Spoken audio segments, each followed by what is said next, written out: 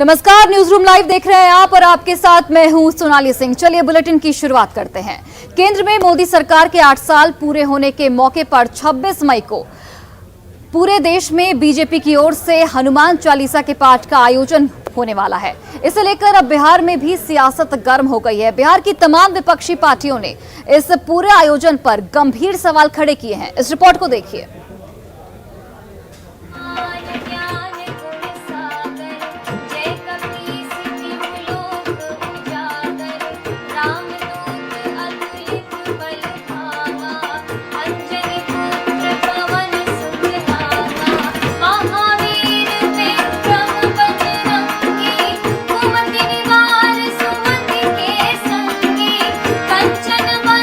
केंद्र में मोदी सरकार के 8 साल पूरे होने वाले हैं। बीजेपी जश्न के मूड में है और भव्य तरीके से जश्न मनाने की तैयारी की जा रही है। बीजेपी ने इस मौके पर 26 मई को देश भर में हनुमान चालीसा के पाठ का आयोजन किया है। 26 मई को प्रधानमंत्री नरेंद्र मोदी के कार्यकाल का 8 साल पूरा हो रहा है। उस अवसर पर पूरे देश के भारतीय जनता पार्टी के समर्थक कार्यकर्ताओं ने यह मन बनाया है कि हम हनुमान चालीसा का पाठ करेंगे। बीजेपी के चालीसा पाठ आयोजन पर बिहार में सियासी घमासान शुरू हो गया है। विपक्षी दलों ने बीजेपी पर हमला बोला है और राम और हनुमान के नाम पर सियासत करने का आरोप लगाया है। हनुमान चालीसा का पाठ करें कि रामायण का पाठ करें, इनको किसने रोका है? लेकिन वो करेंगे नहीं, सिर्फ हनुमान चालीसा के नाम पर राजनीति करेंगे। अब जनता भी इन्हें समझ चुकी है, अब जनता इनके झांसे में नहीं आएगी। लेकिन हनुमान जी के नाम पर यदि भाजपा के कुछ तथाकथित लोग यदि राजनीति कर रहे, समाज में द्वेष फैलाना चाह रहे, अच्छी बातें हैं। उनसे मैं आग्रह करूंगा कि आप हनुमान चालीसा का पाठ करें, लेकिन समाज में द्वेष फैलाने का काम नहीं करें। भाजपा गिरती हुई अर्थव्यवस्था पे बात नहीं करना चाहती, इसलिए भाजपा ऐसे मुद्दों को उठा रही है जो व्यक्तिगत आस्था का मुद्दा है। हनुमान चालीसा व्यक्तिगत आस्था का मुद्दा है। इस मुद्दे को सड़क पे लाना सर्वथा गलत है। हनुमान चालीसा पर बिहार में जारी सियासी घमासान पर जेडीयू ने सेफ साइड लेते हुए कहा कि कोई दल क्या कर रहा है इससे कोई मतलब नहीं। नीतीश कुमार सामाजिक सौहार्द के लिए हमेशा से काम करते रहे हैं। अब कौन दल क्या कार्यक्रम चला रहा है उससे सरकार का कोई लेना देना नहीं है। सरकार अपने स्तर से सामाजिक वातावरण के अनुसार काम करती है और समाज में सौहार्द कैसे बना रहे इसके लिए माननीय मुख्यमंत्री नीतीश कुमार जी बेहतर काम पिछले लगातार 17 वर्षों से कर रहे हैं। महाराष्ट्र से शुरू हुआ हनुमान चालीसा विवाद अब पूरे देश में फैल गया है, लेकिन 26 मई को होने वाले बीजेपी के आयोजन पर बिहार में अभी से महाभारत शुरू हो गई है। Bureau report, news 18। तो देखिए, एक तरफ बिहार में हनुमान चालीसा को लेकर सियासत गर्म है, तो वहीं समान नागरिक संहिता को लागू करने को लेकर भी बिहार की तमाम विपक्षी पार्टियां आरोप प्रत्यारोप का दौर लगातार जारी है। आपको बताते चले कि जब से इस पूरे मसले पर केंद्रीय गृह मंत्री अमित शाह का बयान सामने आया है, बीजेपी में सियासत जो है वो चरम पर है। बीजेपी देश भर में सबके लिए समान कानून लागू करने की मांग कर रही है। तो इसमें 2017 में नीतीश कुमार का पत्र सामने आया है। पत्र में सीएम नीतीश कुमार ने सबके लिए समान कानून पर पूरे देश में बहस पर जोर दिया है। नीतीश कुमार ने ये पत्र देश के तत्कालीन लॉ कमीशन के चेयरमैन जस्टिस बीएस चौहान को लिखा था, जिसमें नीतीश कुमार ने समान नागरिक कानून पर आम सहमति बनाने पर जोर दिया था। इस पत्र के सामने आने के बाद इस पर सियासत तेज हो गई है। देखिए, इसमें तकनीकी समस्या क्या आनी है, ये तो इच्छा शक्ति की बात है ना। ये देश आजादी के 70 वर्ष तक धारा 370 को पोष के रखे हुआ था। हम लोग भी जानते थे कि खत्म ही नहीं होने वाला है, 35 से खत्म नहीं हो सकता है, धारा 370 खत्म नहीं हो सकती है। एक राष्ट्रवादी सरकार जब बहुमत के साथ सत्ता में आती है तो धारा 370 को 7 मिनट में हटाकर अलग कर देती है। ये सिर्फ बिहार की ही बात नहीं है, ये पूरे देश की बात है। और हम समझते हैं कि सारे देश के लोग इस बात की गहराई से समझ रखते हैं कि यूनिफॉर्म सिविल कोड जो है, जिसको हम लोग समान नागरिक संहिता कहते हैं, इसे लागू करने से पहले कुछ एहतियाती कदम हैं जो करना अति आवश्यक है। और देखिए, बीएचयू के बाद अब एलएनएमयू यानी कि ललित नारायण मिथिला यूनिवर्सिटी में इफ्तार पार्टी के आयोजन को लेकर और नमाज पढ़ने के आयोजन को लेकर सियासत जो है वो गर्मा चुकी है। आपको बताते चले कि इस पर बीजेपी के विधायक संजय सरावगी ने न सिर्फ कड़ी आपत्ति जाहिर की है, बल्कि यूनिवर्सिटी के कुलपति और कुलसचिव को भी कटघरे में खड़ा कर दिया है। इस रिपोर्ट को देखिए।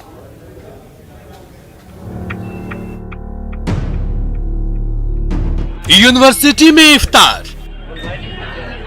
यूनिवर्सिटी में नमाज, यूनिवर्सिटी कैंपस में धार्मिक आयोजन। ये यूनिवर्सिटी है या सियासत का अड्डा? ये तस्वीरें जो आप देख रहे हैं, ये तस्वीरें दरभंगा के प्रतिष्ठित ललित नारायण मिथिला विश्वविद्यालय की है। यहाँ 26 अप्रैल को इफ्तार पार्टी का भी आयोजन हुआ और नमाज भी पढ़ी गई। शिक्षा के मंदिर में हो रहे इन धार्मिक आयोजनों पर बीजेपी ने कड़ी आपत्ति जताई है और रजिस्ट्रार मुश्ताक अहमद की कार्यशैली पर सवाल उठाए हैं। बीजेपी विधायक संजय सरावगी ने तो इनकी शिकायत राज्यपाल से भी किए जाने की बात कह दी है। शिक्षण संस्थानों को धार्मिक संस्थान के रूप में तब्दील करना किसी हालत में भी बर्दाश्त नहीं किया जा सकता है और मैं महामहिम राज्यपाल जी को भी पत्र लिखने वाला हूँ। कुल सचिव पर पूर्व से भी विभिन्न तरह के आरोप लगते रहे। यूनिवर्सिटी में इफ्तार और नमाज के आयोजन से नाराजगी न सिर्फ बीजेपी नेताओं में है, बल्कि खुद यूनिवर्सिटी के अंदर भी खलबली मची है। यूनिवर्सिटी की सिंडिकेट सदस्य मीना झा ने भी यूनिवर्सिटी प्रशासन पर गंभीर सवाल उठाए हैं। उन्होंने साफ साफ शब्दों में चेतावनी दी है कि अगर शैक्षणिक संस्थानों में इफ्तार होगा तो यहाँ दुर्गा पूजा भी होगी और हनुमान चालीसा का पाठ भी होगा। हम ये कह रहे हैं कि आज आप इफ्तार मना रहे हैं तो हिंदू संगठन कहेगा मैं दुर्गा पूजा मनाऊंगी, महिला मोर्चा कहेगी हम यहाँ दुर्गा पूजा के उत्सव मनाएंगे, डांडिया मनाएंगे। किस किस को आप रखिएगा? नहीं मनाने दीजिएगा तो आप हिंदू मुस्लिम लड़ाई करवाइएगा। इनका मंशा तो यही है। वहीं यूनिवर्सिटी में इफ्तार और नमाज के आयोजन पर यूनिवर्सिटी के रजिस्ट्रार डॉक्टर मुश्ताक अहमद अनजान बने हुए हैं। उन्होंने विवाद से पल्ला झाड़ते हुए कहा कि इससे यूनिवर्सिटी का कोई लेना देना नहीं है। मिथिला विश्वविद्यालय के किसी भी परिसर में कभी भी जुमा की नमाज नहीं हुई है। नहीं, विश्वविद्यालय की तरफ से कोई इफ्तार पार्टी कभी नहीं रखी गई है, इस साल भी नहीं रखी गई है जब से कोरोना हुआ है। उधर यूनिवर्सिटी में इफ्तार और नमाज का आयोजन करने वाले जेडीयू नेता इंजमामुल हक का कहना है कि सारे आयोजन विश्वविद्यालय प्रशासन के आदेश के बाद ही हुई।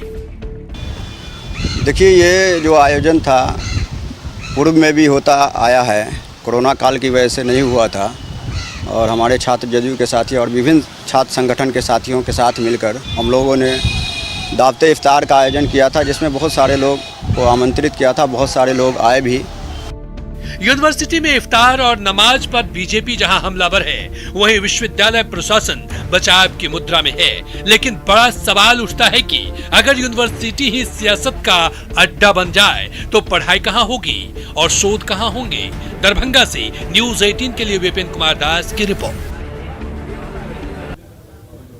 और देखिए, लाउडस्पीकर को लेकर पूरे देश में इस वक्त सियासत गर्म है। अगर बिहार की बात की जाए तो बिहार में भी लाउडस्पीकर विवाद को लेकर तमाम राजनीतिक पार्टियों के अपने अपने राय हैं। लेकिन इन सभी शोर शराबे के बीच मुख्यमंत्री नीतीश कुमार ने ये साफ कर दिया है कि बिहार में अभी लाउडस्पीकर लाउड ही रहेगा। इस रिपोर्ट को देखिए।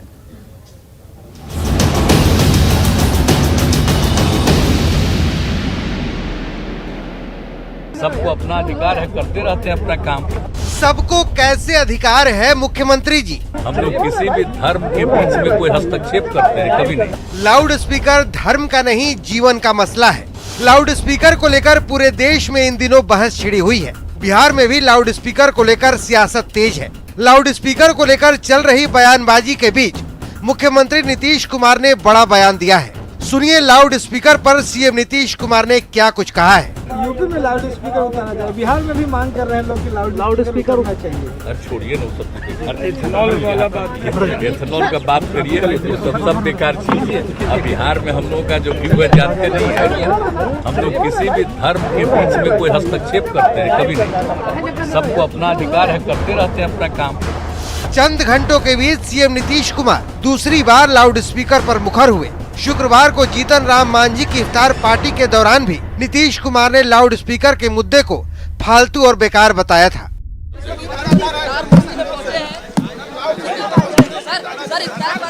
सब फालतू चीज।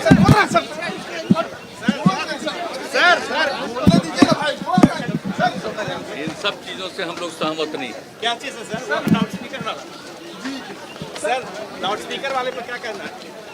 अरे फालतू चीज है, जिसको जैसे मन करता है चलता है, बेकार चीज सर। जिस लाउड स्पीकर पर सियासत लाउड है, दरअसल वो किसी दल या सरकार का एजेंडा नहीं, बल्कि सुप्रीम कोर्ट का आदेश है। 17 साल पहले सुप्रीम कोर्ट ने लाउड स्पीकर बजाने पर महत्वपूर्ण आदेश दिया था। लाउड स्पीकर पर सुप्रीम कोर्ट का साफ साफ आदेश है कि ऊंची आवाज या तेज शोरगुल सुनने के लिए मजबूर करना मौलिक अधिकारों का हनन है। हर शख्स को शांति से रहने का अधिकार है। लाउड स्पीकर या तेज आवाज में अपनी बात कहना अभिव्यक्ति की आजादी के अधिकार में आता है, लेकिन यह आजादी जीवन के अधिकार से ऊपर नहीं हो सकती। कोर्ट ने साफ साफ कहा है कि किसी को भी इतना शोर करने का अधिकार नहीं है कि पड़ोसियों या दूसरे लोगों को परेशानी हो। कोई भी शख्स लाउड स्पीकर बजाते हुए अनुच्छेद 19(1)(a) के तहत मिले अधिकार का दावा नहीं कर सकता। सार्वजनिक स्थल पर लगे लाउड स्पीकर की आवाज क्षेत्र के लिए तय शोर के मानकों से ज्यादा नहीं होगी। जब भी तय मानकों का उल्लंघन हो, वहां लाउड स्पीकर और उपकरण जब्त करने के बारे में राज्य प्रावधान करे। लाउड स्पीकर के मुद्दे को भले ही सियासी चश्मे से देखा जा रहा है, लेकिन ये मसला पूरी तरह से जीवन से जुड़ा मुद्दा है। न्यूज 18 के लिए रवि एस नारायण की रिपोर्ट।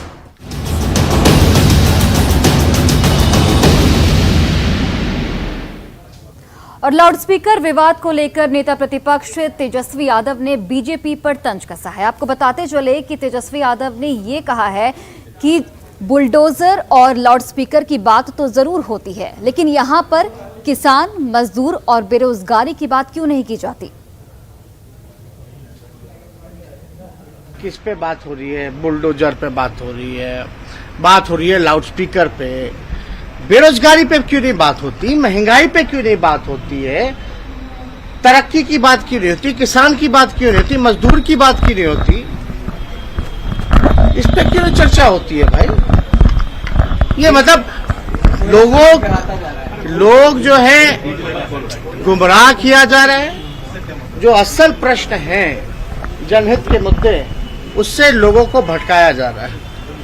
आप बताओ ना, लाउडस्पीकर का वजह यही है ना कि नींद जो है आपकी टूट जाएगी, लेकिन जिसको रोजगार नहीं मिला उसकी जिंदगी बर्बाद होगी, इस पे चर्चा नहीं होगी। और दरभंगा में 2 दिवसीय दौरे पर आए जल संसाधन मंत्री संजय झा ने जिले को जल जमाव और बाढ़ से निजात दिलाने के लिए करोड़ों की योजनाओं का शिलान्यास और उद्घाटन किया।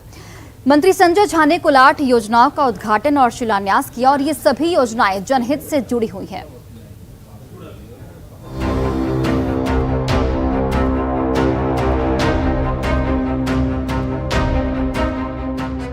बाढ़ आने से पहले जल संसाधन विभाग पूरी तरह न सिर्फ अलर्ट है, बल्कि बाढ़ की स्थिति से निपटने के लिए अभी से ही खुद जल संसाधन मंत्री संजय झा लग गए हैं। दरभंगा में शहर के एक बड़े हिस्से को बागमती नदी के कटाव से बचाने के लिए पक्का बांध का निर्माण किया जा रहा है, जिसका शिलान्यास खुद मंत्री संजय झा ने किया।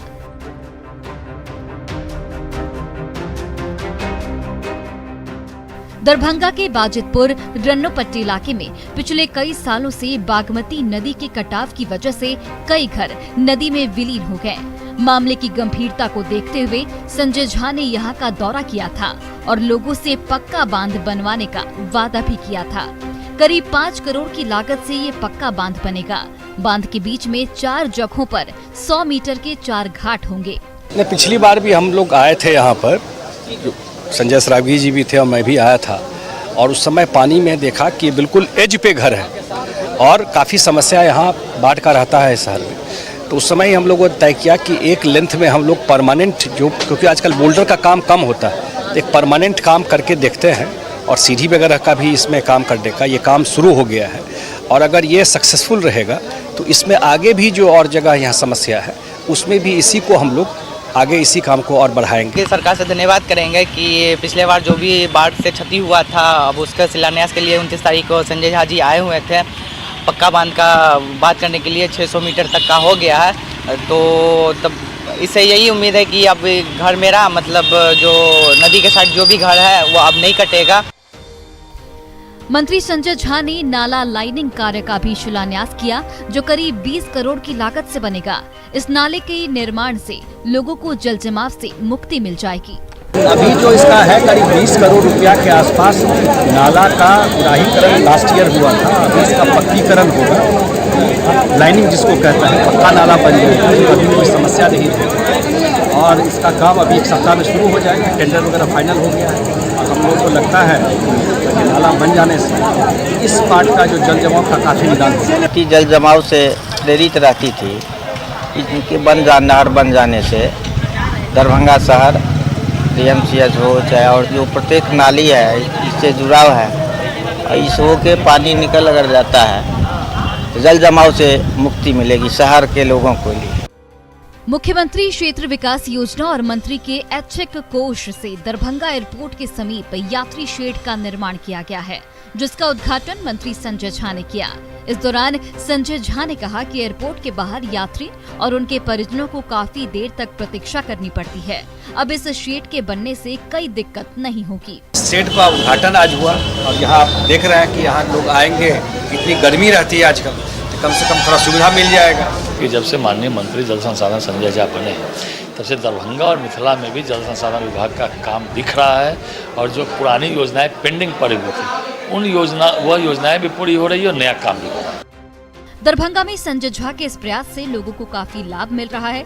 शहर में अब जल जमाव से भी मुक्ति मिलने की संभावना है।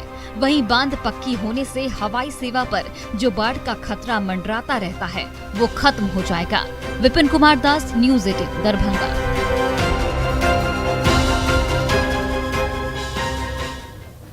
और अब आपको खबर बताते हैं सीतामढ़ी से, जहां पर तमंचे पर डिस्को का वीडियो वायरल हो रहा है। आपको बताते चले कि छठी समारोह का ये वीडियो है और इस वीडियो के वायरल होने के बाद अब इस पर कई सवाल खड़े हो रहे हैं। हालांकि न्यूज़ 18 इस वायरल वीडियो की पुष्टि नहीं करता है, लेकिन आप तस्वीरें देखिए। इस वीडियो में साफ तौर पर दिख रहा है कि कुछ युवकों के हाथ में पिस्टल है और कुछ युवक कमर में पिस्टल लेकर नजर आ रहे हैं। नगर थाना क्षेत्र में छठी समारोह का आयोजन किया गया, जिसमें कुछ युवक भोजपुरी गीतों पर जमकर डांस करते हुए दिख रहे हैं। हालांकि न्यूज़ 18 इस वायरल वीडियो की पुष्टि नहीं करता।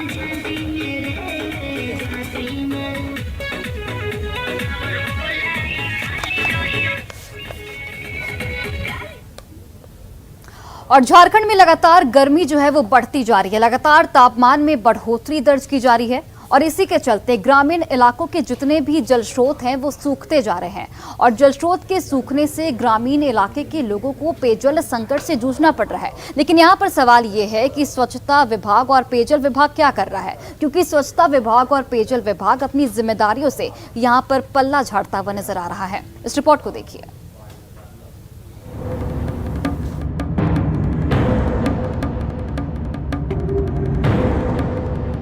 झारखंड के बढ़ते पारा ने हर किसी को हैरान कर दिया है। राज्य के 24 जिलों में पारा 40 से 45 डिग्री सेल्सियस के आसपास तक पहुंच गया है।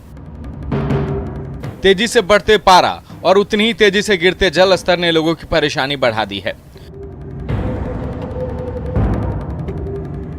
खासकर ग्रामीण इलाकों में पेयजल का संकट गहराने लगा है।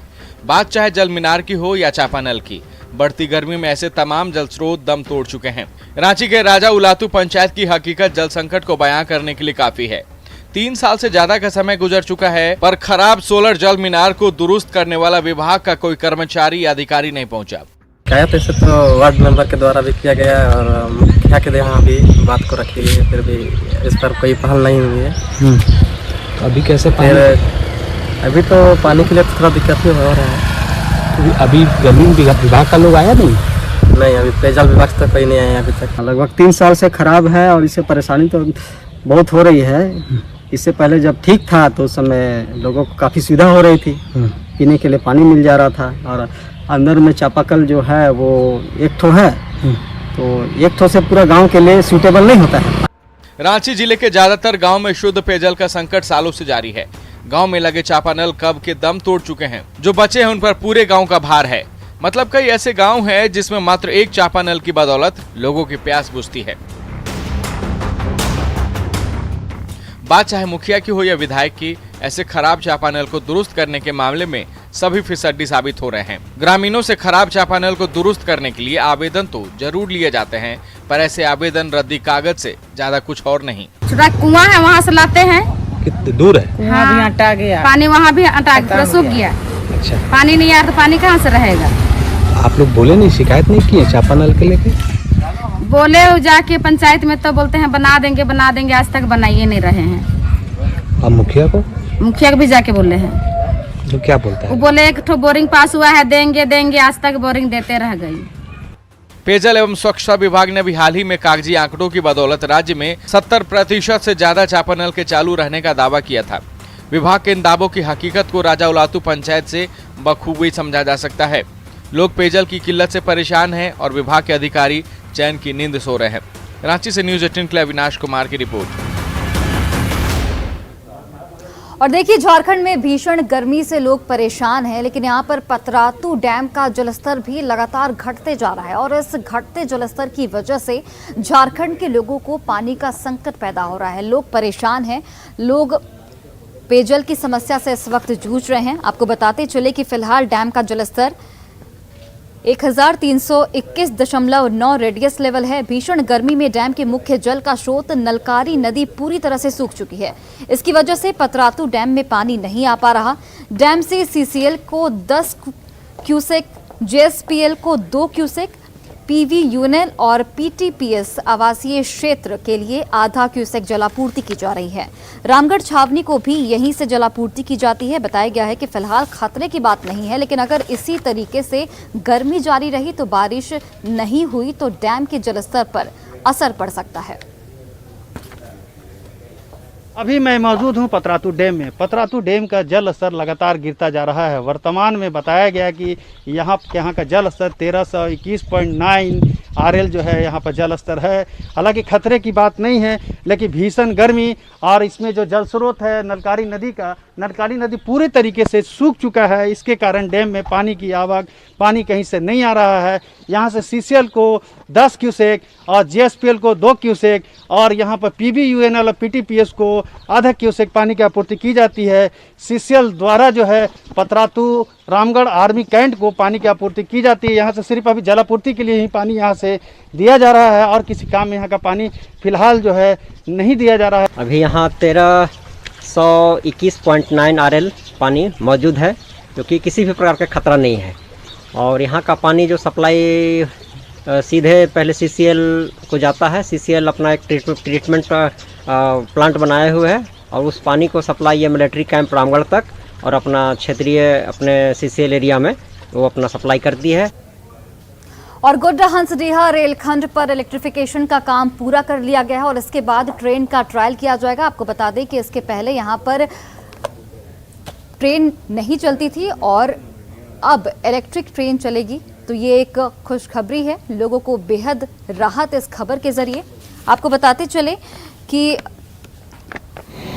15 मई तक सीआरएस की प्रक्रिया पूरी होने के बाद इस रूट पर इलेक्ट्रिक इंजन से चलने वाली ट्रेनें दौड़ने लगेंगी। 32 किलोमीटर का ये सफर यात्रियों के लिए किसी सौगात की तरह होगा। तस्वीरों के जरिए भी देखिए, ट्रेन का ट्रायल किया जाएगा। इलेक्ट्रिफिकेशन का काम पूरा कर लिया गया है और इसके बाद ट्रेन का ट्रायल किया गया।